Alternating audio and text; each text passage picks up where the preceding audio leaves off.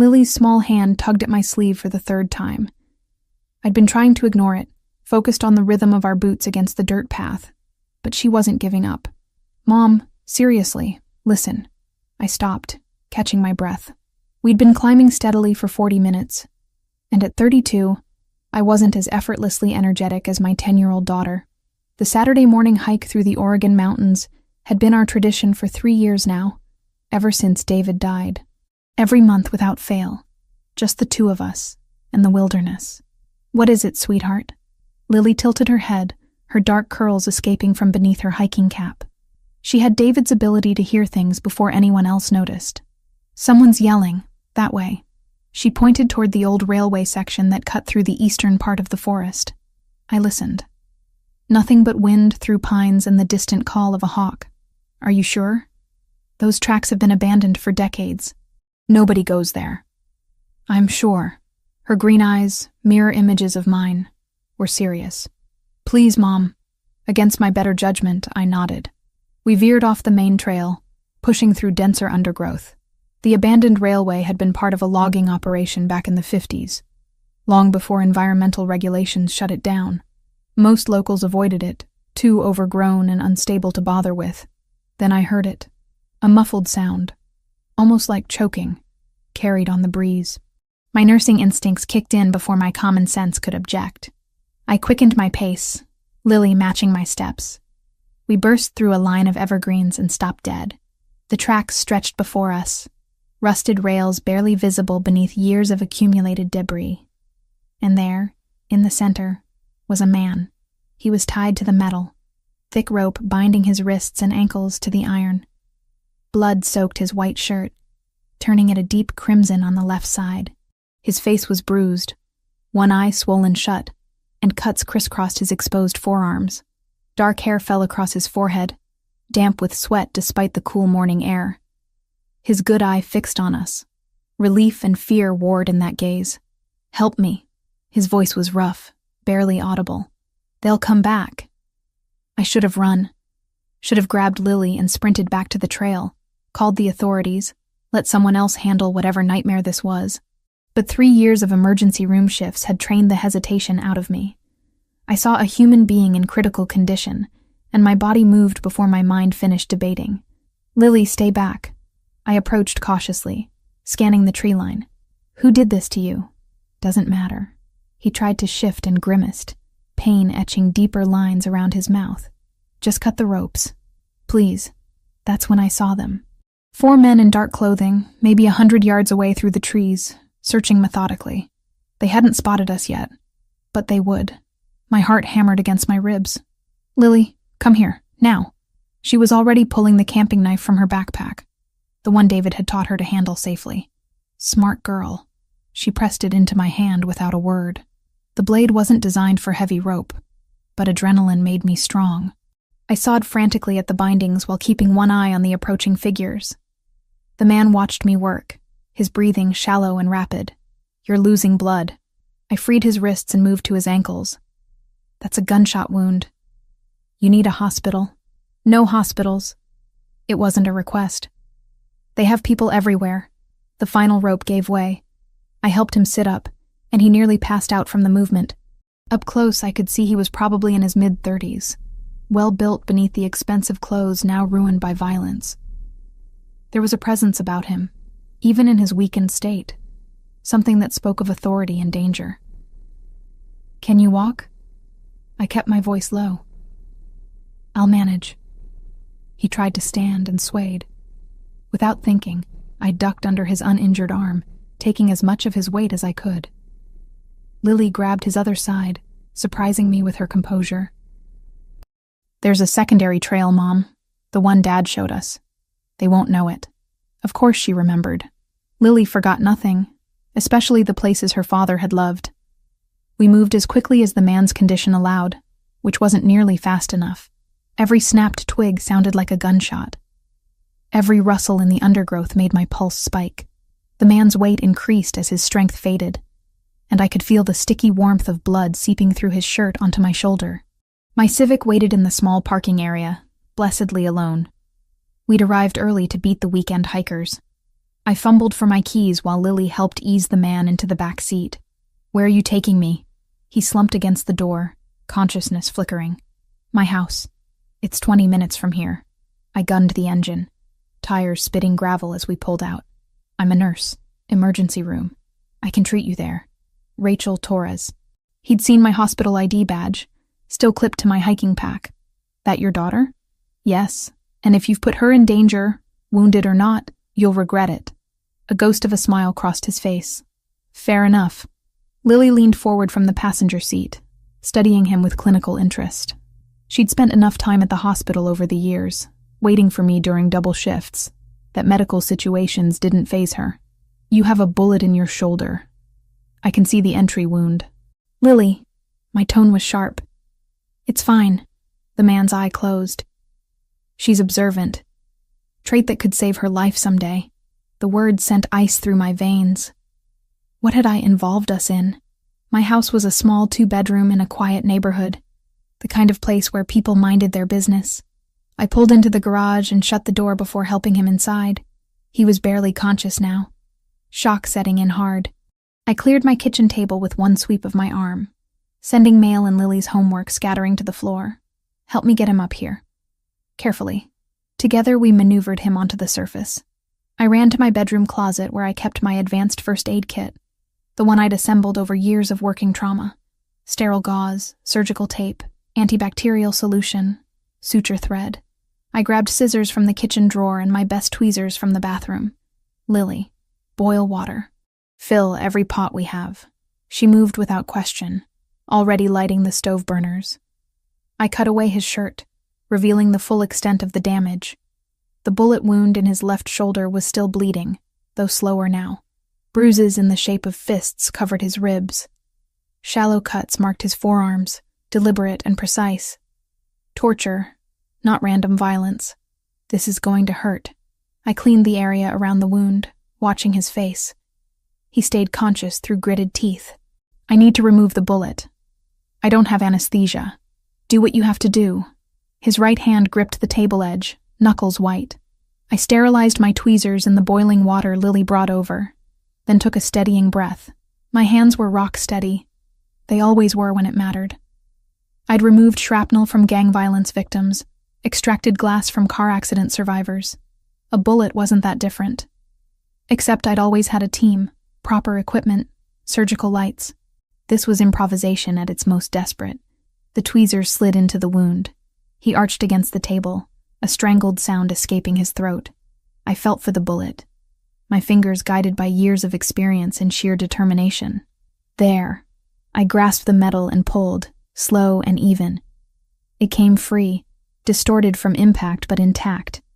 I dropped it into a bowl and immediately packed the wound with sterile gauze. "Lily, hand me that dental floss." It wasn't ideal, but I'd sterilized it in boiling water. It would hold until proper stitches could be done if we ever made it that far. My daughter passed me the thread without hesitation, then positioned herself to hand me gauze as I needed it. She'd watched me work before during her visits to the ER, absorbing procedures through observation. Now that strange education was paying off. I sutured the wound closed with practiced efficiency, each stitch precise despite my racing heart. The man had stopped making sounds, jaw locked against the pain. Sweat soaked his dark hair, dripped down his temples. When I finished, I wrapped his shoulder properly and checked his other injuries. The cuts were clean, already starting to clot. The bruises would take weeks to fade, but weren't life-threatening. He opened his eye, focused on me with surprising clarity. "You just saved my life. Don't thank me yet. I still might call the police." I was washing blood from my hands when I said it. "You won't." His certainty irritated me. "And why not?" "Because you saw those men. You know this isn't normal." He shifted slightly, testing his mobility. "And because you brought me here instead of a hospital. Your instincts are better than you think, Rachel Torres." "Who are you?" "Adriano Luminari." He said it like it should mean something. It didn't. "I need to make a call. May I use your phone?" Every rational part of my brain screamed to refuse. Instead, I handed him my cell. He dialed from memory, spoke rapid Italian, too quiet for me to catch, then ended the call. "They'll be here in 40 minutes. You and your daughter need to come with us when they arrive. Absolutely not. Lily has school Monday. I have work. And we don't go anywhere with strangers who show up tied to train tracks. Those men who were hunting me? His gaze held mine. They'll have seen your car leaving. Small town like this, it won't take them long to find your address. By tonight, they'll know exactly where you live. My blood turned cold. You're lying, trying to scare me into helping you. I wish I was. There was genuine regret in his voice. I'm sorry. This isn't the thanks you deserve for saving my life. But those men are Russian mob, and they don't leave loose ends. You and Lily became loose ends the moment you cut those ropes. Lily's hand found mine. I pulled her close, my mind racing through options that all led to the same conclusion. We were already involved, whether I liked it or not. 37 minutes after Adriano made his call, I heard the vehicles. 3 black SUVs pulled up to my curb in perfect formation, drawing my neighbor's curtains aside like dominoes. Mrs. Chen would have questions later. If there was a later. Lily pressed against the window. Mom, they're here. 6 men emerged, moving with military precision. The one who reached my door first was older, maybe mid-40s, with silver threading through dark hair and eyes that cataloged everything. He knocked twice, sharp and efficient. I opened it before he could knock again. Inside, quickly, they filed in without hesitation. The older man's gaze went straight to Adriano, still on my kitchen table. Relief flickered across his hardened features. Sergio. Adriano's voice was stronger than an hour ago. About time. Traffic. Sergio moved to his side, examining the bandaged shoulder with practiced efficiency. You look like hell. Feel worse. This is Rachel Torres. She pulled me off those tracks and patched me up. Her daughter Lily helped. Sergio's attention shifted to us, his expression softening slightly. You saved his life. We won't forget that. A woman in her 50s pushed through, medical bag already open. She had the no-nonsense demeanor of someone who'd seen everything twice. Elena Ricci. Let me see what we're working with. She peeled back my bandaging with careful fingers, studying the sutures I'd placed. Her eyebrows rose. Emergency room nurse?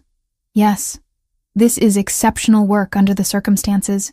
You probably added 10 years to his life. She looked at me directly. Thank you. While Elena assessed Adriano, I grabbed Lily's hand and pulled her into the hallway. My voice dropped to a whisper. Go pack a bag. Clothes for 3 days. Your tablet, Mr. Bear. Nothing else. We're really going with them? We don't have a choice right now, sweetheart. I need you to trust me. She nodded and disappeared into her room. I ducked into mine, throwing clothes into my old duffel without thought. Scrubs, jeans, sweaters. My hands shook as I grabbed toiletries from the bathroom. In the kitchen, Sergio had his phone out, swiping through images.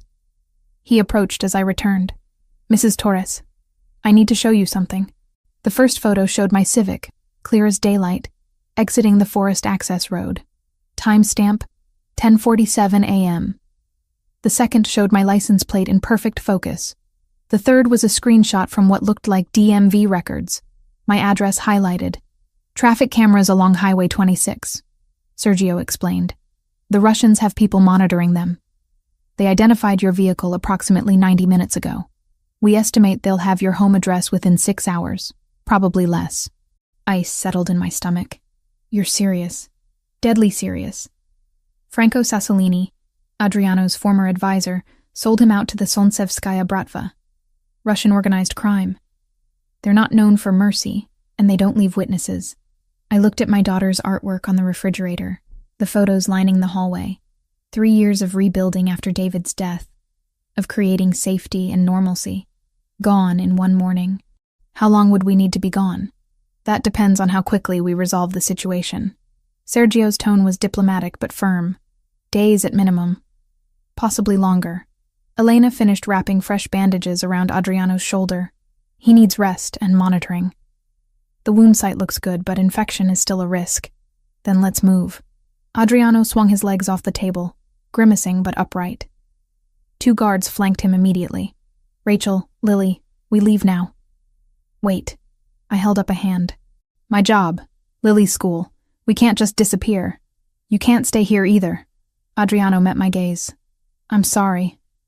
This isn't what you signed up for when you helped me. Lily emerged with her backpack, looking smaller than her 10 years. I made a decision. Give me 2 minutes. In the bathroom, I dialed Mercy General's main line, then the extension for ER administration. It went to voicemail after hours. Perfect. Susan, this is Rachel Torres. I have a family emergency I need to handle. I'm requesting immediate medical leave. 2 weeks minimum. I'll submit the formal paperwork as soon as possible. I'm sorry for the short notice. I ended the call, my reflection staring back from the mirror. Pale, frightened, but resolute. Whatever came next, I'd face it. For Lily, the convoy moved through the city with purpose, but not urgency. I sat in the back of the middle SUV with Lily pressed against my side. Adriano occupied the front passenger seat, Sergio driving. The other vehicles bracketed us fore and aft. Where exactly are we going? I kept my voice level. My primary residence, 20 acres, secured perimeter, outside city limits. Adriano shifted carefully. You'll be safe there. Safe from Russians. Not necessarily safe from you. A sound that might have been a laugh. Fair point. But if I wanted to harm you, Mrs. Torres, there were easier opportunities than saving your life. Lily spoke up suddenly. Are you a criminal?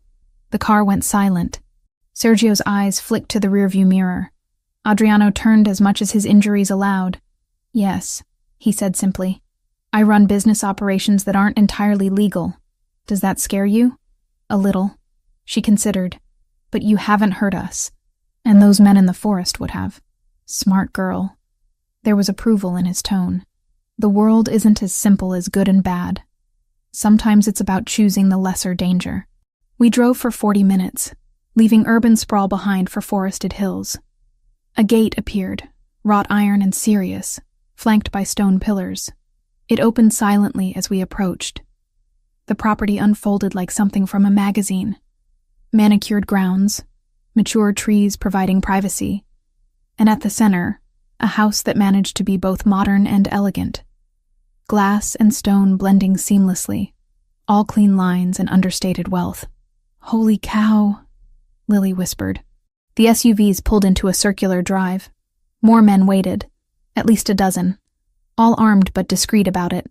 They formed a perimeter as we exited. A woman in her 60s descended the front steps, her posture military straight despite her age. She wore simple but expensive clothes, her salt and pepper hair in an elegant twist. Rosa. Adriano's greeting was warm. We have guests. I've prepared the East Wing. Her accent was thick, Italian perhaps.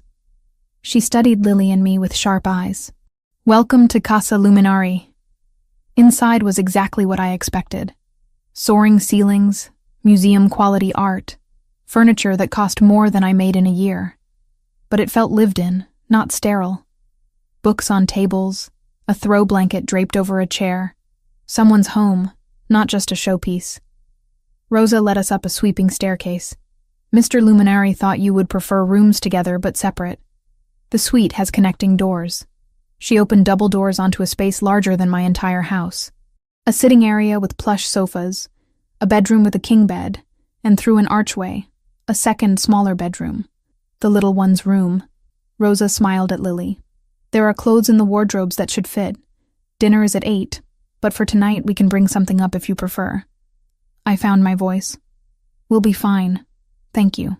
When the door closed, I sat heavily on the sofa. Lily explored with cautious excitement, opening doors to reveal a bathroom with marble everywhere and a closet filled with designer clothes in our sizes. Mom, how did they have all this ready? Money and planning. I rubbed my temples. Lily, come here. She sat beside me, still clutching her backpack. I took her hands. I need you to understand something. These people, what they do, it's not legal, it's dangerous. But right now, they're keeping us safe from something worse. The Russians. Yes, we're going to stay here until it's safe to leave, but we're not prisoners. If at any point you feel scared or uncomfortable, you tell me immediately. Okay? Okay. She studied my face. Are you scared? Terrified. But I'm not going to let anything happen to you. That's a promise. At 8 o'clock, we descended to the dining room. Adriano waited, freshly showered and dressed in dark slacks and a button-down shirt. His injured arm rested in a professional sling. He looked remarkably composed for a man who'd been tied to train tracks that morning. "Join me." He gestured to the table set for 3. I thought Lily might prefer eating with us rather than alone. Dinner was surreal. Pasta that melted on the tongue, fresh bread, wine for me, and juice for Lily. Adriano asked her about school, her interests, treating her like an equal rather than a child. But beneath the civility, I couldn't forget. This man commanded the armed guards outside. The wealth surrounding us came from illegal operations. And somewhere in the city, Russians were hunting for us. "What happens tomorrow?" I asked as dessert was cleared. "Tomorrow we plan." Adriano's expression hardened. "Franco needs to answer for his betrayal. The Russians need to understand you're under my protection. And you need to decide how much you want to know about my world. I already know enough." "No, Rachel. You've seen the surface. But if you're going to be here, truly safe, you need to understand the depth of what I do." He paused. "And why certain rules exist that can't be broken." Later, after Lily fell asleep in the adjoining room, I stood at the window overlooking the grounds. Security lights illuminated the perimeter. Men patrolled in pairs. This was real. The danger, the protection, all of it. I'd saved a criminal's life this morning. Now I was living in his fortress, eating at his table, trusting him to keep my daughter safe. The question that kept me awake wasn't whether I'd made the right choice. I'd made the only choice available. The question was how much it would cost me before this was over. Sunday morning arrived with pale sunlight filtering through curtains that probably cost more than my monthly salary. I caught myself starting to calculate, then stopped. That kind of thinking wouldn't help. Lily was already awake, sitting cross-legged on her bed with her tablet, earbuds in. I knocked softly on the doorframe. She looked up and pulled out one earbud. "Morning. I set up the online portal for your schoolwork. Mrs. Henderson emailed the assignments." "Thanks, Mom." She hesitated. "Are we going home soon?" "I don't know yet, sweetheart. But we'll figure it out together." The next 3 days fell into an unexpected rhythm. Rosa appeared each morning with breakfast, always perfectly timed. Lily completed her schoolwork at the desk in her room, while I tried to maintain some semblance of normalcy. We explored the grounds under watchful eyes, walked the perimeter paths, discovered a stable with 3 horses that Lily immediately fell in love with. But normal was a thin veneer. Armed men patrolled constantly. The gates never opened without clearance. And Adriano was everywhere, recovering faster than seemed possible while running his operation from the house. I saw him most mornings in what Rosa called the office, speaking rapid Italian into phones or meeting with men who arrived and departed with military efficiency. His injured shoulder barely slowed him. By Monday, he'd discarded the sling. By Tuesday, he was working full days. Wednesday afternoon, I found him in the library. Floor-to-ceiling books, leather furniture, a fire crackling despite the mild weather. He sat in a wing-back chair, reading glasses perched on his nose, studying documents spread across a mahogany table. "You look better." I'd meant to stay away, but curiosity drew me in. "Your handiwork." He glanced up, marking his place. "Elena said another week, and I might have lost the arm to infection. You saved more than my life that morning. Any nurse would have done the same, but they didn't. You did." He removed the glasses, and suddenly he looked younger, less intimidating. "Sit, please. You've been avoiding me." I took the chair opposite, keeping the table between us. "I've been giving you space to work, and trying to keep Lily occupied. She's remarkable, smart, observant, emotionally mature for 10 years old. She had to grow up fast when her father died." The words came out sharper than intended. "Police officer. Killed during a routine traffic stop that went wrong. 3 years ago." Something shifted in his expression. "I'm sorry. That kind of loss changes everything." "It does. Which is why I need to ask directly. When can we leave? I'm grateful for the protection. But Lily needs stability. School, friends, her life. Soon. We're making progress locating Franco. Once he's dealt with, the Russians will have no reason to pursue you." "Dealt with." I leaned forward. "You mean killed?" "Yes." No hesitation. No justification. He betrayed not just me, but 20 families who depend on my organization for their livelihoods. That requires consequences. You're talking about execution like it's a business transaction, because in my world it is. He stood, moving to the window. I won't lie to you, Rachel. I've done things that would horrify you. Ordered actions that haunt me. But I also protect hundreds of people who have nowhere else to turn. The world isn't black and white. No, it's not. But there are still lines, and I've crossed most of them. He turned back. Does that terrify you? I considered the question honestly. It should, but I keep seeing contradictions. The man who threatens executions is the same one who asks about Lily's schoolwork at breakfast, who pays Rosa a salary that lets her support her grandchildren, who rebuilt the children's wing at Mercy General as an anonymous donor. His eyebrows rose. How did you know about that? I work there, remember? Everyone knows about the mysterious benefactor who funded the renovation. The dedication plaque might say anonymous, but the staff figured it out. Yet you still brought me into your home, knowing what I was. I brought a dying man into my home. What you were didn't factor into the decision until it was too late to matter. Footsteps in the hallway interrupted us. Sergio appeared, phone in hand, his expression grim. He spoke in rapid Italian. I caught maybe 3 words, none helpful. Adriano's jaw tightened. When? 20 minutes ago. Outer perimeter cameras picked up surveillance. 2 vehicles, Russian plates. My stomach dropped. They found us. They found the property. Adriano's voice was steel. They won't get inside. Sergio, double the guard rotation. I want eyes on every access point. Already done. Sergio left as quickly as he'd arrived. I was on my feet. Lily, I need to get Lily. She's safe. I promise you. Adriano caught my arm gently. Rachel, look at me. This property has security that rivals military installations. They're probing, testing responses. They won't attack. Not yet. How can you be sure? Because that's not how they operate. They'll watch, wait, look for weaknesses, and they won't find any. That evening, Lily asked the question I'd been dreading.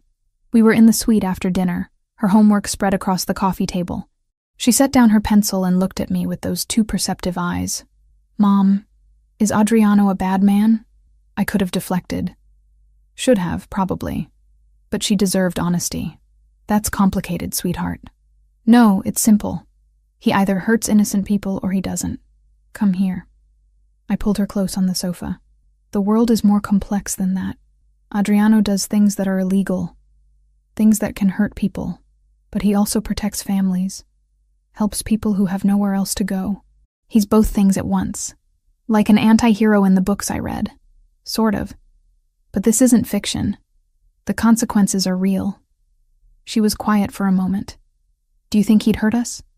No, I don't. Then that's what matters right now. Her simple logic was both reassuring and terrifying. When had my 10-year-old become the voice of reason? Thursday morning, I encountered Elena in the hallway. She was leaving Adriano's room after what I assumed was a routine check of his injuries. Walk with me. She gestured toward the gardens. Outside, away from listening ears, she spoke quietly. You're wondering why I work for him. Why someone with medical credentials chooses this life. The thought had crossed my mind. 12 years ago, my daughter was taken. Kidnapped by traffickers who saw an easy target. Single mother, immigrant family. No resources to fight back. Her voice remained steady. Clinical. The police tried, but these men had connections. Money. They disappeared across state lines before the investigation even began. I'm so sorry. Adriano found them in 4 days. He brought Elena home unharmed and ensured those men would never hurt another child. He didn't ask for payment, didn't expect gratitude. He simply acted because it was within his power to do so. And you've worked for him ever since. Not for him. With him. There's a difference. She met my eyes. He inspires loyalty not through fear, but through action. Every person in this house has a similar story. We stay because we choose to, because we believe in what he's building. What is he building? Something better than what exists. It's not perfect, not clean, but it's his way of balancing scales that were never meant to be balanced. I watched her walk back inside. her words settling like stones in my chest. Adriano Luminari was becoming harder to categorize with each passing day, and that scared me more than the Russians watching from outside the gates. That night I couldn't sleep. I found myself wandering the house, drawn by voices from Adriano's office. The door was cracked open. Inside, Sergio's voice carried clearly. The contact in the FBI confirmed it. Franco's been moving assets through offshore accounts. We have locations for 3 safe houses. Which one is he using? Adriano's question was sharp. Best guess? The warehouse property by the port. Gives him access to shipping routes if he needs to run. I froze. They had federal contacts. Law enforcement contacts. The implications spun through my mind. Corruption or something more nuanced? Arrangements in those gray areas Adriano seemed to inhabit? We move on Friday night. Minimal crew, maximum efficiency. I want Franco alive to answer questions before he's dealt with. I retreated before they could discover me listening. But sleep was even more elusive afterward. The man recovering from torture in my kitchen was connected to the FBI. Protected people while executing traitors. Ran an illegal empire from a house that felt more like a fortress. And despite every rational reason to be terrified, despite the armed guards and deadly threats, I caught myself wondering what it would be like if we stayed, not as prisoners or guests, but as something else entirely. The thought should have horrified me. Instead, it kept me awake until dawn, imagining possibilities I had no right to consider. The explosion shattered my sleep at 2:43 a.m. on the 6th day. I bolted upright, heart hammering, disoriented. Another boom, closer this time. Lily's scream cut through the chaos. I ran to her room. She was sitting up in bed, eyes wide with terror. Before I could reach her, the door burst open. Not an intruder, Rosa, moving with surprising speed for her age. Come, now! She grabbed Lily's hand in mine. Panic room, go. Gunfire erupted outside. Not the sharp cracks from movies, but deeper percussive sounds that made my bones vibrate. Rosa led us down the hallway at a run, bare feet silent on marble floors. She pressed her palm against what looked like ordinary wall paneling. It slid back, revealing a steel door and a keypad. Her fingers flew across the numbers. The door opened with a hydraulic hiss. Inside. Lock it behind me. Don't open for anyone except Adriano or Sergio. They have the code. You're not coming? Lily's voice was small, terrified. I have others to secure. You'll be safe here, I promise. The room beyond was windowless, maybe 12 feet square. Reinforced walls, emergency supplies stacked on shelves, monitors showing different angles of the property. On the screens, I could see muzzle flashes in the darkness, figures moving through shadows. The door sealed behind us with a final terrible click. Lily threw herself against me, shaking. I wrapped both arms around her, fighting my own terror to be what she needed. It's okay. We're safe. We're safe. On the monitors, I watched the battle unfold. Adriano's men moved with coordinated precision, falling back to defensive positions around the main house. The attackers pressed forward, maybe 8 or 10 of them, hard to count in the darkness and confusion. Then I saw him. Adriano, emerging from the house despite his still healing shoulder, directing his men with hand signals. He was wearing tactical gear, moving like someone who'd done this 1,000 times before. Mom, look. Lily pointed to the screen showing the eastern perimeter. 2 men had broken through, racing toward the house. Before they could reach it, they went down under a hail of gunfire from guards I hadn't even seen positioned in the trees. The assault lasted maybe 10 minutes, though it felt like hours. When the gunfire finally stopped, the silence was worse. I stared at the monitors, counting bodies on the ground. All attackers, as far as I could tell. None of Adriano's men had fallen. Footsteps approached our door. I pushed Lily behind me, grabbing the only weapon available, a fire extinguisher from the emergency supplies. The keypad beeped. I raised the extinguisher. The door opened. Adriano stood there, blood spattered across his tactical vest, eyes scanning the room until they found us. Something in his expression shifted when he saw we were unharmed. Are you hurt? He stepped inside, moving toward us. We're fine. Are you? I could see scrapes on his knuckles, a cut above his eyebrow. Nothing serious. He crouched down to Lily's level. You were very brave. I know that was scary. To my shock, Lily lunged forward and wrapped her arms around his neck. He froze for a heartbeat, then carefully returned the embrace, one hand cradling the back of her head. I thought they'd get in, she whispered against his shoulder. I thought they'd hurt you. Nothing is getting through those walls. And I'm not that easy to hurt. He pulled back, meeting her eyes. You're safe here. That's a promise I intend to keep. She nodded, wiping tears with her sleeve. Adriano stood, his attention shifting to me. The Russians? I managed. Repelled. 3 dead, 5 retreated. None of our people were seriously injured. His jaw tightened. This was a probing attack. They wanted to test our response time, our capabilities. Now they know. And what will they do with that information? Probably nothing for now. They lost men and gained nothing. But it means the situation is escalating. Franco must be more desperate than I thought. The next morning, the property was a hive of activity. Additional guards arrived in waves. Contractors reinforced the perimeter. Adriano spent hours with Sergio and his security team, reorganizing defensive positions. I watched from the library window, Lily beside me.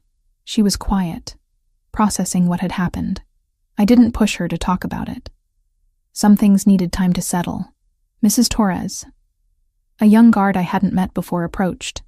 Mr. Luminari requests your presence in the East Garden. I found Adriano there, supervising as men installed additional camera equipment. When he saw me, he dismissed them with a gesture. I wanted to apologize. He looked exhausted, dark circles under his eyes. You came here for protection. Instead, you experienced combat. You said there would be danger. You weren't lying. I crossed my arms. But Lily is traumatized. She's putting on a brave face, but she's 10 years old. She shouldn't have to be brave about gunfights. You're right. She shouldn't. He ran a hand through his hair. I'm doubling security. This won't happen again. You can't promise that. No, but I can make it significantly less likely. He studied me. You're angry. I'm terrified. And I'm feeling helpless, which makes me angry. The admission surprised me. I'm used to being useful. In the ER, I have skills, purpose. Here, I'm just waiting to see what happens next. Something shifted in his expression. What if you could be useful? How? My men need better medical training.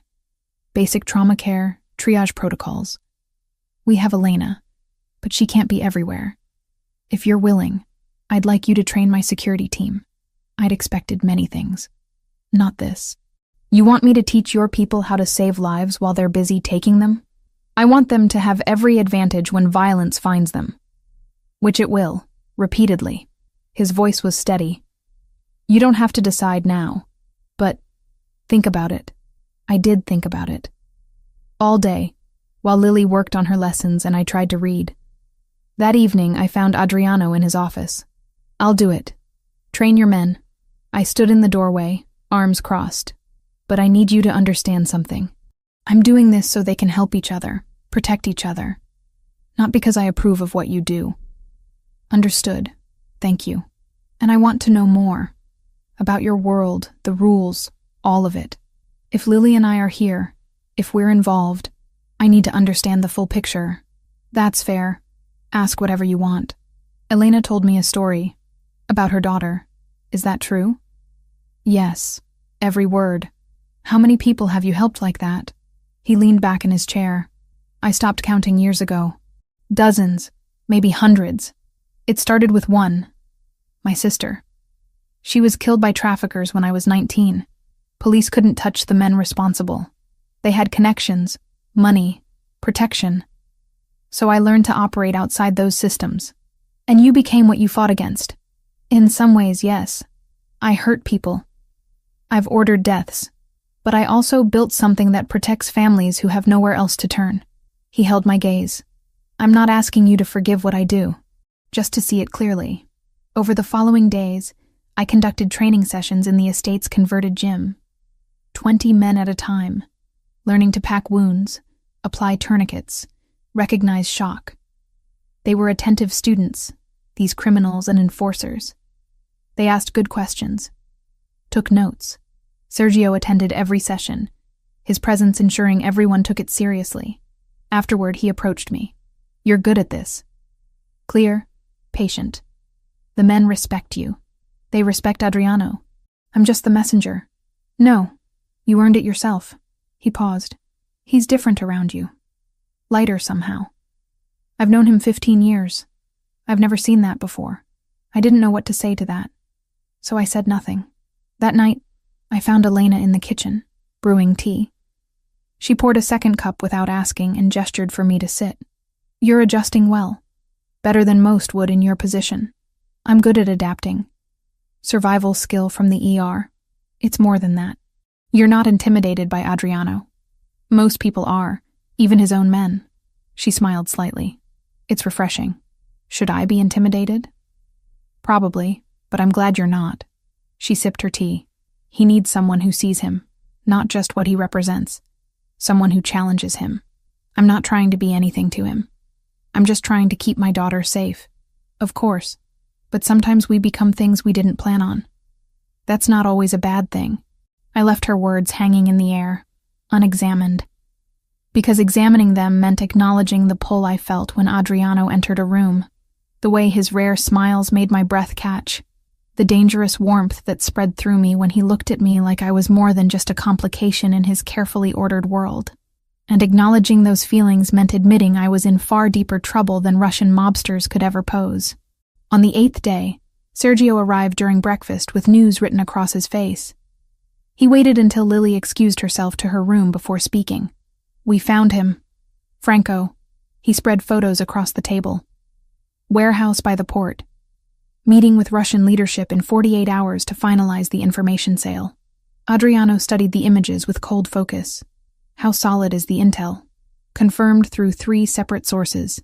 He's desperate, making mistakes. This is our window." I set down my coffee cup carefully. "You're going after him?" "Yes." Adriano didn't look at me. "Minimal team, maximum speed. We'll be back before dawn." The rest of the day passed in careful preparation. Men came and went, speaking in low tones. Weapons were checked, vehicles loaded. The house hummed with controlled tension. I kept Lily occupied with her lessons, but my mind was elsewhere. By evening, I couldn't focus on anything. After putting her to bed, I found myself drawn to the library, unsure what I was seeking. Adriano was there, standing at the window overlooking the grounds.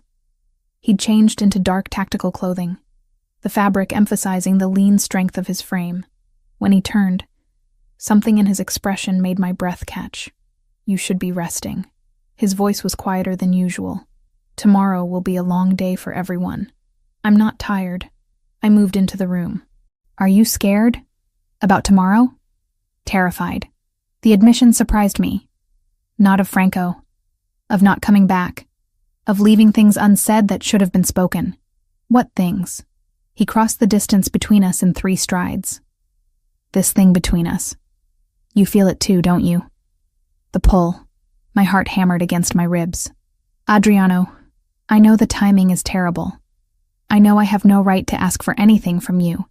You came here to be protected, not to be pursued by the man who put you in danger." His hand came up, fingers barely brushing my cheek. "But tomorrow I might die, and I need you to know that since you cut those ropes, something changed in me." "Changed how?" "I saw a life beyond this, beyond the violence and the empire, and the constant vigilance. I saw you and Lily at breakfast, laughing about something I didn't understand.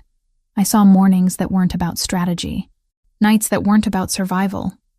His thumb traced along my jaw. "I saw something I'd given up believing could exist for someone like me. I should have stepped back. Should have maintained the boundaries I'd worked so hard to establish. Instead, I leaned into his touch. "You scare me." The words came out barely above a whisper. "Not because of what you do, because of how you make me feel." "How do I make you feel?" "Safe and terrified at the same time. Like I'm standing at the edge of something I can't come back from. Then don't step back." His other hand found my waist, pulling me closer. "Step forward. With me." When his mouth met mine, it wasn't gentle. It was hunger and desperation, and 10 days of tension finally finding release. I responded without thinking, hands fisting in his shirt, pulling him closer despite every rational thought screaming to stop. He tasted like coffee and danger, and something uniquely him. His hands were careful despite the intensity, mindful of boundaries even as we crossed them. When we finally broke apart, both breathing hard, his forehead rested against mine. "Come with me tomorrow." The request was barely audible. "Stay somewhere safe, but be there. I need to know you're close." "That's insane." "Probably, but I'm asking anyway." "I can't put Lily at risk. Rosa will stay with her. Full security detail. They'll be safer here than anywhere else in the world." I pulled back enough to see his face. "Why does it matter if I'm there?" "Because if something goes wrong, I want the last thing I see to be you." His hand cupped my face. "Is that pathetic enough to be honest?" "It's terrifying enough to be real." I closed my eyes. "I'll think about it. That's all I ask." He kissed me again, softer this time. "Go. Get some sleep. I need to finish planning." I made it halfway to the door before turning back. "Adriano?" "Yes?" "Come back." "That's not a request. It's an order." That rare, genuine smile crossed his face. "Yes, ma'am." The next evening arrived too quickly.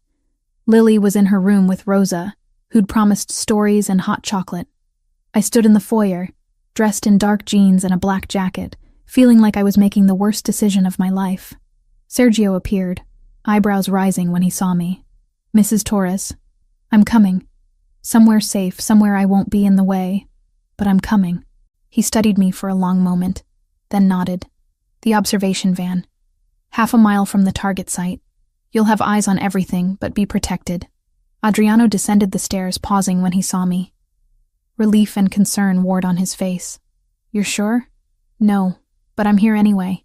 The drive to the port took 40 minutes. I sat in the back of an SUV with Elena, who'd insisted on coming to handle medical needs.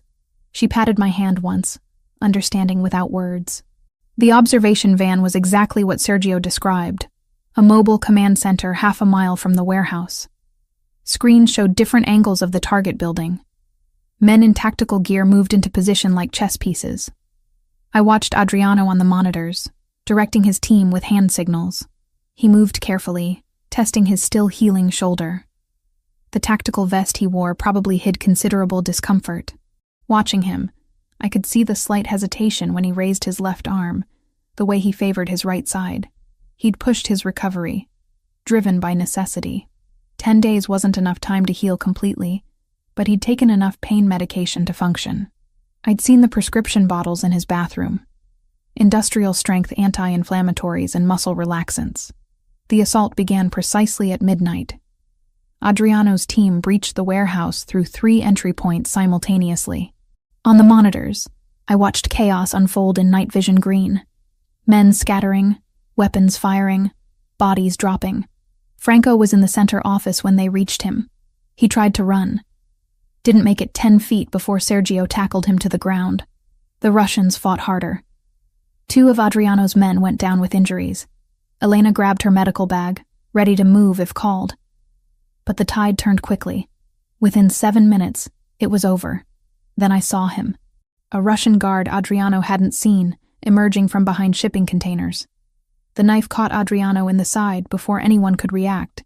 He spun, bringing his weapon around, taking the man down. But I'd seen the blood. "Elena." My voice didn't sound like my own. She was already moving. "Sergio, Adriano's hit. Blade wound, left side. We need immediate extraction." 20 minutes later, they brought him to the van. He was conscious, hand pressed against his ribs, blood seeping between his fingers. His eyes found mine immediately. "You're here."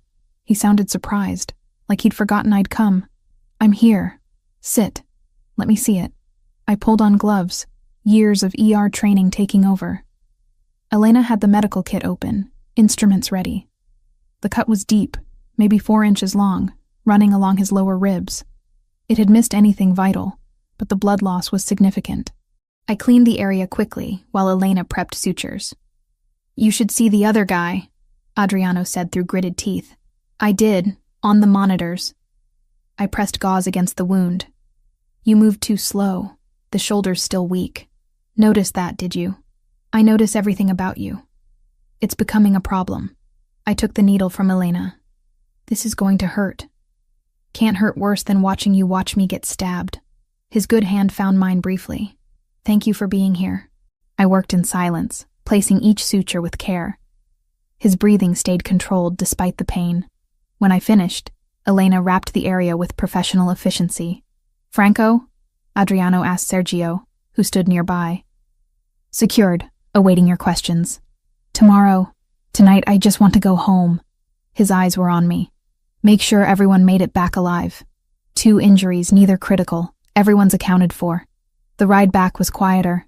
Adriano sat beside me, his hand finding mine in the darkness. He didn't let go until we reached the estate. Lily was asleep when we arrived. Rosa met us in the foyer, taking in Adriano's condition with a single glance. I've prepared the medical suite. Elena, everything you need is there. Thank you, Rosa. Elena guided Adriano toward the stairs. Mrs. Torres, if you could assist? We spent the next hour monitoring his vitals, administering antibiotics, ensuring the wound site remained clean. When Elena finally declared him stable, she left us alone in the medical suite. You should rest, I said, adjusting his pillow. Stay. His hand caught mine. Just for a while, let me look at you. I sat on the edge of the bed, our fingers intertwined. You came back. I gave my word. His thumb traced circles on my palm. Rachel, about last night. I meant what I said, all of it. I know. That's what scares me. Tell me what you're afraid of. That I'm falling for a man whose world could destroy us. That Lily will get attached and then lose another father figure. That I'm being selfish, choosing what I want over what's safe. Those are all valid fears. He shifted slightly, wincing. But consider this. Safety is an illusion. Your husband was a police officer doing his job, and he died anyway. Sometimes the dangerous choice is the honest one. That's a terrible argument. I know, but it's true. He pulled me closer. I can't promise you safety. I can promise you honesty, protection for Lily, and that every day I wake up, I'll try to be worthy of what you've given me. I leaned down, kissing him softly. That might be enough. Yeah? Ask me again tomorrow, when you're not high on pain medication, and I've had time to think. Fair enough. His eyes drifted closed. But Rachel? Tomorrow my answer will be the same. And the day after. And every day until you tell me to stop. I stayed until his breathing evened out in sleep, then slipped from the room. Outside, the sun was rising, painting the grounds in gold and pink. Everything had changed in the space of a kiss and a knife wound. I didn't know if I was making the right choice, but for the first time since David died, I was making a choice at all, and that felt like progress. The morning after the warehouse raid, I woke to sunlight streaming through unfamiliar windows. For a moment, I forgot where I was.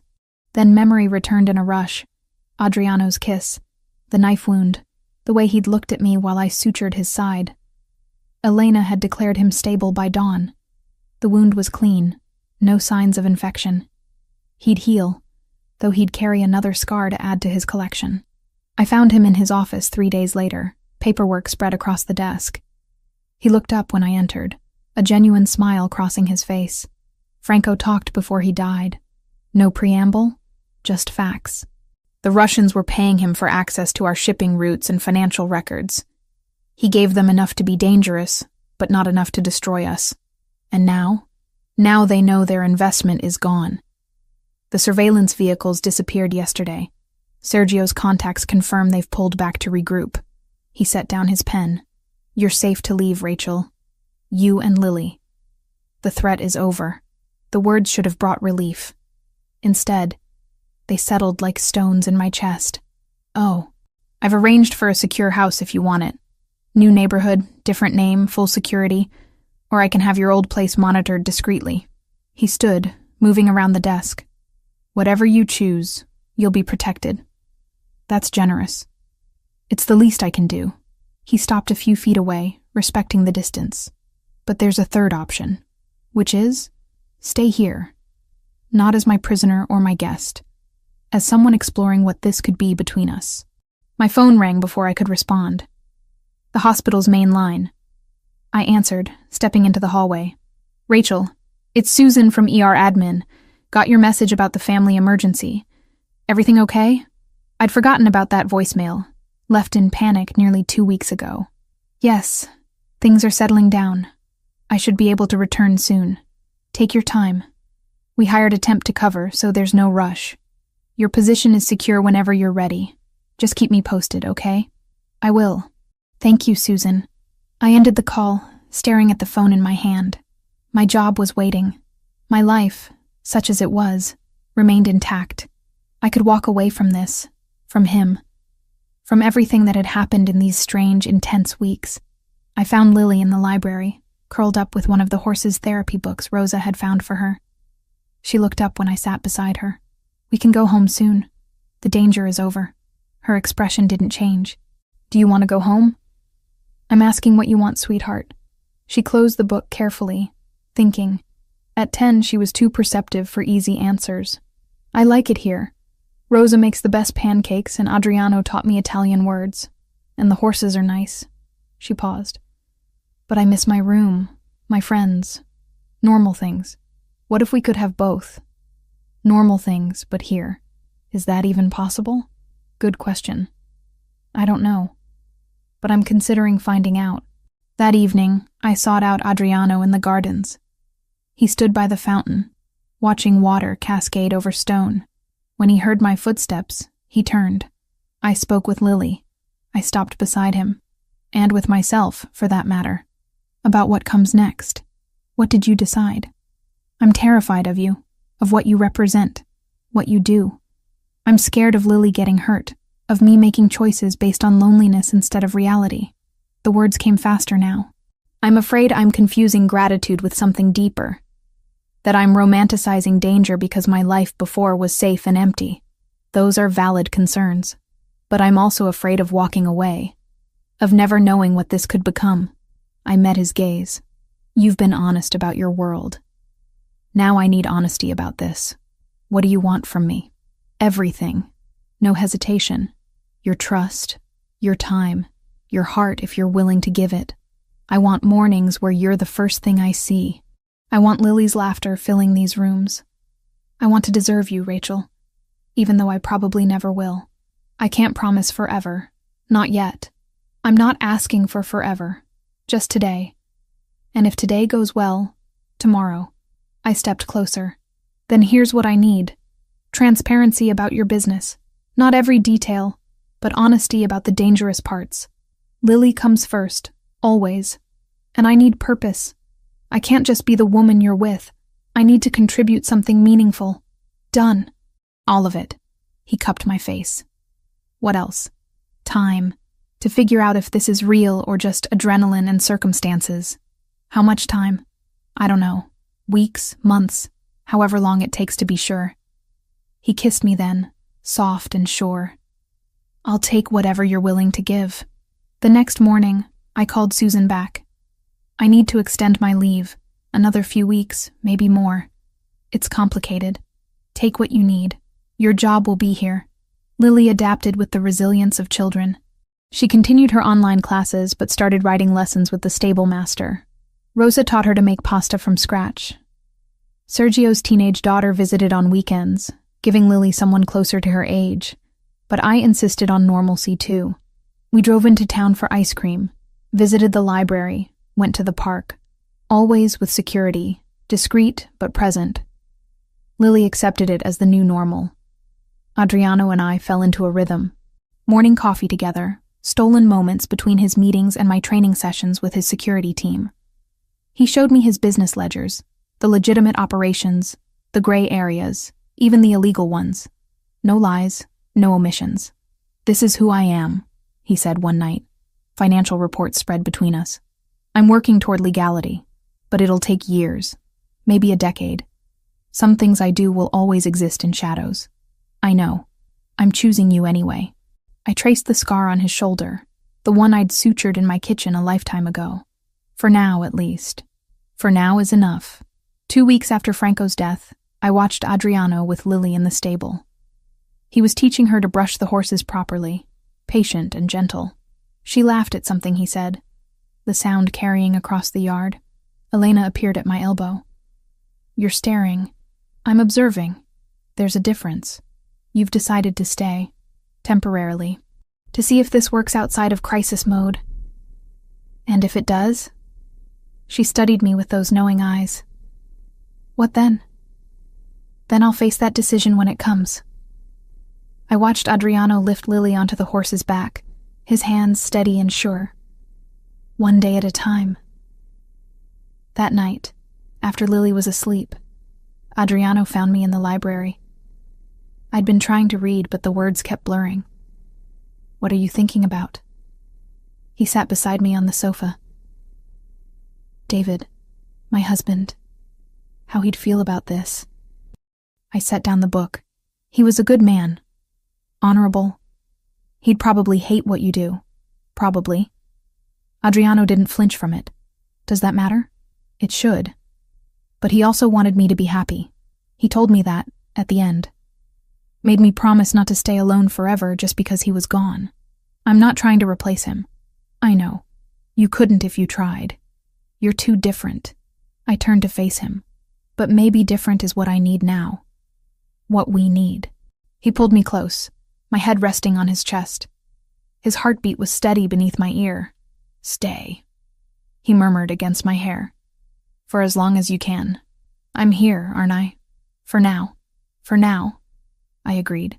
And in that moment, surrounded by books and firelight and the weight of choices I was still learning to own, for now felt like exactly enough. The decision to stay, even temporarily, shifted something fundamental between us. What had been survival became choice. What had been necessity became desire. Over the next week, Adriano and I learned each other in ways that had nothing to do with danger or adrenaline. He liked his coffee black and too strong. I discovered he read philosophy in the mornings before anyone else woke. He learned I was terrible at hiding my emotions, but excellent at compartmentalizing them. We fell into rhythms that felt almost normal. Breakfast together, before he disappeared into his office. Evenings where he'd find me in the library or gardens, stealing moments between his endless responsibilities. But I needed boundaries.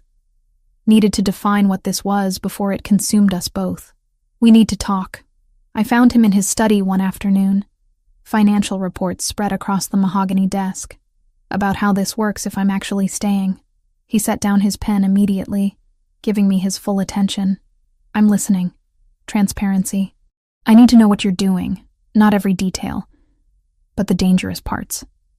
If there's going to be another warehouse raid, another attack, I need warning. I crossed my arms. I can't protect Lily if I'm operating blind. Agreed. What else? Lily comes first. Always. If something threatens her safety, we leave. No argument. No debate. That goes without saying. He stood, moving around the desk.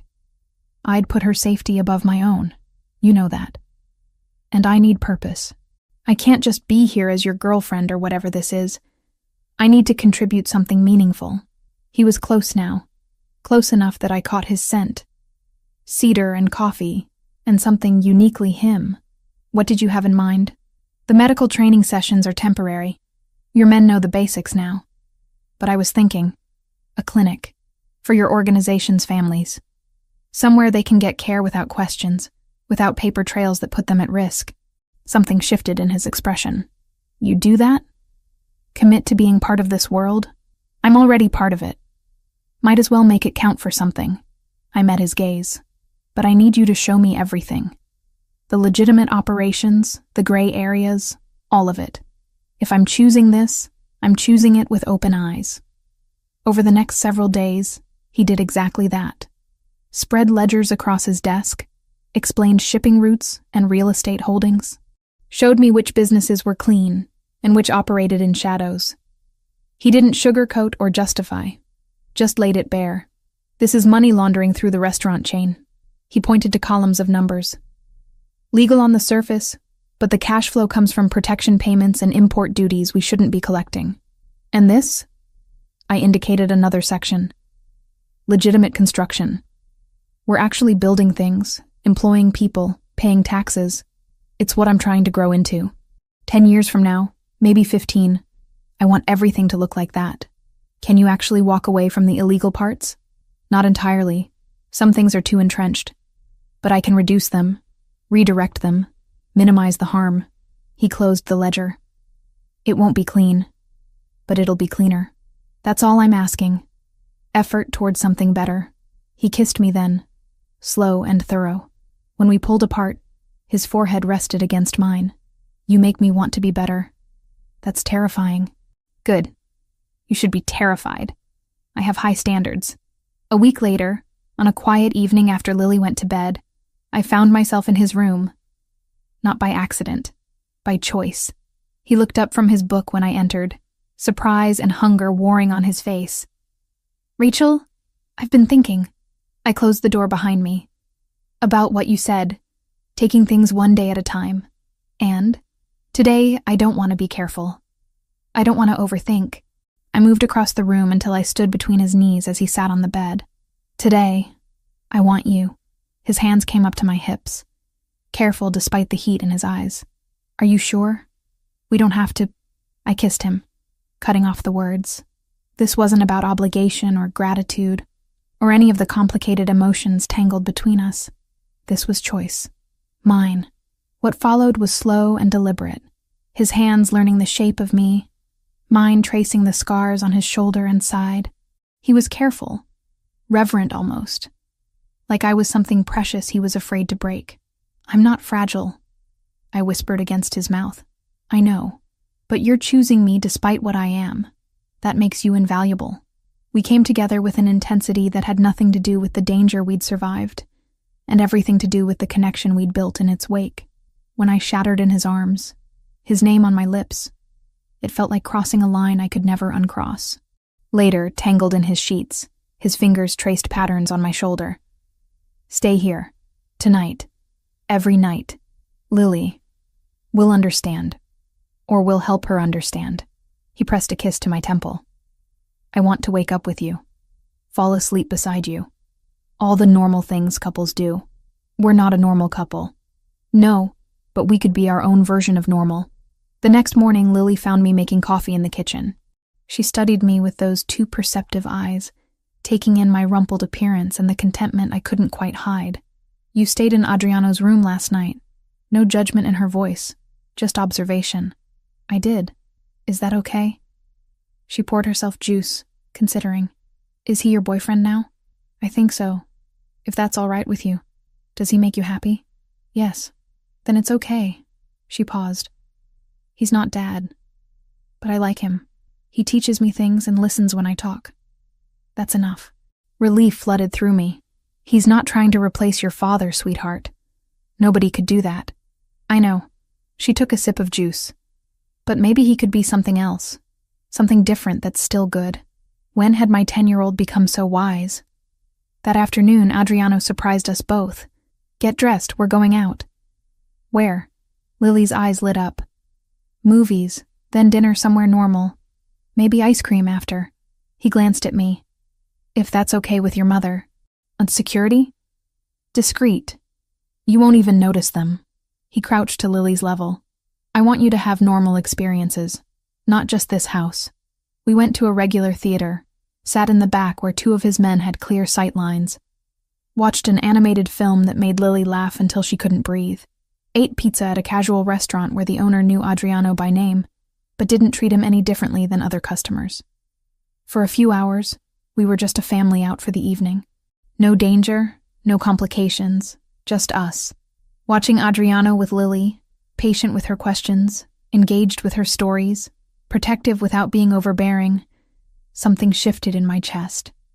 This wasn't pretend. This wasn't temporary anymore. That night, after Lily was asleep, I found him on the balcony off his room. Thank you. For today. You don't have to thank me. I wanted to do it. Why? He turned to face me. Because you and Lily deserve normal. Because I want to prove I can give you both something beyond this fortress and its guards. Because watching her laugh at that movie made me feel like maybe I'm not just the sum of my worst decisions. I stepped into his arms, letting his warmth surround me. You're not. You're also the man who saved Elena's daughter, who pays Rosa enough to support her grandchildren, who's trying to build something better even when it would be easier to stay the same. You see me too clearly. Someone has to. We stood there in comfortable silence, the night settling around us. Inside, Lily slept safely. Below, guards patrolled. But for now, in this moment, I let myself believe that maybe we could have this. Not forever.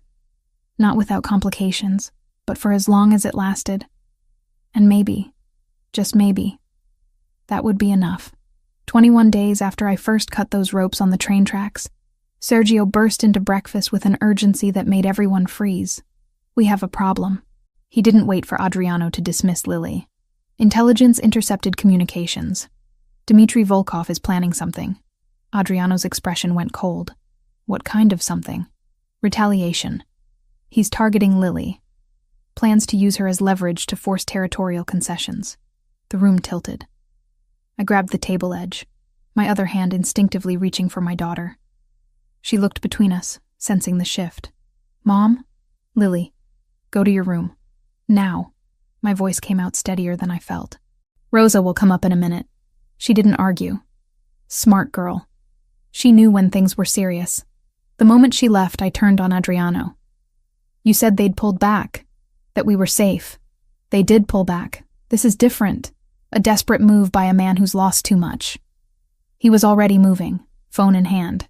Sergio, triple the guard rotation.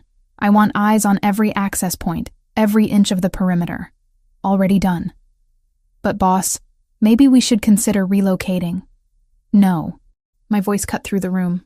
Both men looked at me. We're not running. We're ending this. Adriano studied me for a long moment. Rachel, you heard Sergio. They're planning to use Lily.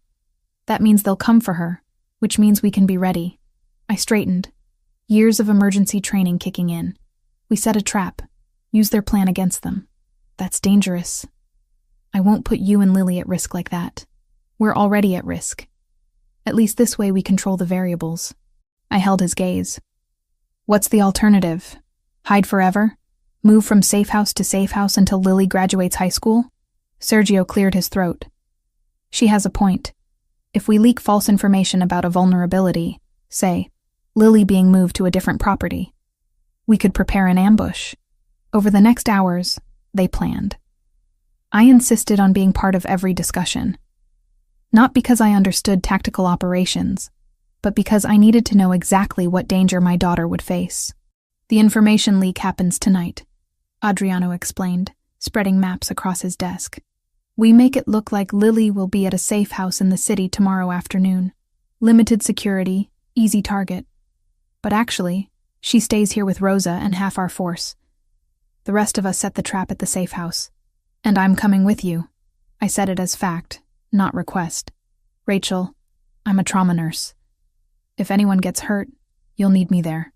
Plus, I need to see this through. I moved closer. Lily is my daughter. I'm not sitting here waiting while you fight for her safety. He searched my face, then nodded. You stay in the command vehicle with Elena. Protected, but present. The next day crawled by.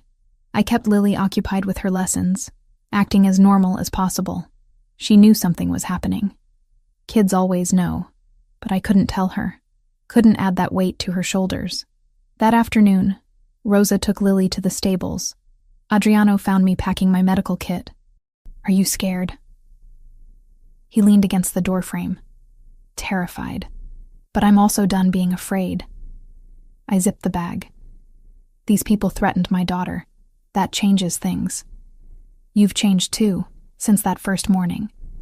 He moved into the room. You're stronger than you were. I had to be. Your world doesn't forgive weakness. Our world. He corrected gently. You're part of this now.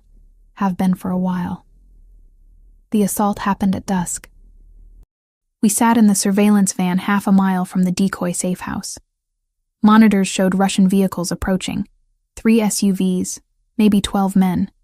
They came in fast and aggressive, exactly as predicted. Adriano's team had positioned themselves perfectly. The Russians breached the house to find it empty, except for armed resistance waiting in strategic positions. The fight was brutal, but brief. 8 Russians went down. 4 surrendered. And Dmitry Volkov himself was dragged out in flex cuffs. bleeding from a shoulder wound but alive. Beside me, Elena prepared her medical kit. 2 of Adriano's men had injuries, one serious, one minor. We treated them on site, my hands steady despite the adrenaline crash. When the immediate danger passed, Sergio brought Dimitri to where Adriano waited. The Russian looked defiant despite his capture. "You should have stayed in your lane, Luminari." Blood dripped from Dimitri's split lip. "This isn't over." "Yes, it is." Adriano's voice was ice. "You threatened a child. My child, in every way that matters." I saw it then, the moment when Adriano would normally give the order, the cold calculation that would end with a bullet. But he glanced at me, standing beside the van, and something shifted. "Sergio, contact our FBI liaison. Tell him we have Dmitry Volkov and evidence of his organization's operations in 3 states." He looked back at the Russian. "You're going to federal prison. Life sentence, no parole. That's a promise I can make good on." Dimitri's eyes widened. "You're arresting me? What kind of mafia boss?" "The kind who's building something better than what came before." Adriano turned away. "Get him out of my sight." In the van, Elena touched my arm. "He did that for you. For Lily." "I know. That's not nothing. Men like Adriano don't break patterns easily." 3 days later, federal agents took custody of Dmitry Volkov. The evidence Adriano provided, financial records, communication intercepts, witness testimony from his own people, guaranteed a conviction. The Russian threat evaporated overnight. That evening, I found Adriano in his study. "Thank you for choosing the path you did. I didn't do it to be thanked. I did it because Lily was watching, metaphorically. Because you were watching. Because maybe I'm tired of being only one thing." He stood, moving to where I waited. Besides, death would have been too easy for him. Prison is worse. That's still ruthless. I'm not suddenly a saint, Rachel, but I'm trying to be something better than I was. His hands framed my face. For you, for Lily, for whatever future we're building. 2 weeks after Dimitri's arrest, I made it official. Called Mercy General and resigned. Told them I was relocating, which was true in every way that mattered. Then I opened the clinic. A small facility on the estate grounds, equipped with everything needed for basic medical care. Available to families in Adriano's organization who needed treatment without questions or paper trails. Elena supervised the setup, but it was mine to run. My purpose, my contribution. Not just the girlfriend of a powerful man, but a doctor serving a community that existed in shadows. Lily enrolled in a private school 20 minutes away. Discreet security followed her, but not obtrusively. She made friends, joined the equestrian team, thrived in ways I hadn't seen since before David died. 1 month after the final confrontation, I stood in the kitchen making dinner. Normal, domestic, almost boring. Lily set the table while Adriano opened wine. "Mom, can I go to Emma's house Friday after school? Her parents said it's okay if you say yes." I glanced at Adriano, who nodded slightly. Security would be arranged. "Sure, sweetheart. I'll call her mom tonight." "Thanks." She bounded off to finish homework. Adriano moved behind me, arms circling my waist as I stirred pasta sauce. "This is nice." "What, dinner?" "Normal. The 3 of us doing ordinary things." He pressed a kiss to my temple. "I never thought I could have this." Neither did I. I leaned back against him. I thought I'd saved a dying man on train tracks. Turned out I was saving myself. Later, after Lily went to bed, Adriano and I sat on the balcony under stars. His hand found mine, fingers intertwining. "Any regrets?" He asked quietly. I thought about it honestly. "About cutting those ropes? Never. About staying? Not yet." I squeezed his hand. "Ask me again in a year. Or 10. I'll be here asking. That's a promise." We sat in comfortable silence, the estate peaceful around us. Guards patrolled, but distantly. Inside, Lily slept safely. Below, my clinic stood ready to serve. This wasn't the life I'd planned. Wasn't safe or simple or anything close to normal by conventional standards. But it was ours. Built from choices and chances, and one desperate morning when I'd refused to walk away from a stranger bleeding on abandoned tracks. I'd come here to survive. Somewhere along the way, I'd started living instead. And that, I thought as Adriano pulled me close, was more than enough. It was everything.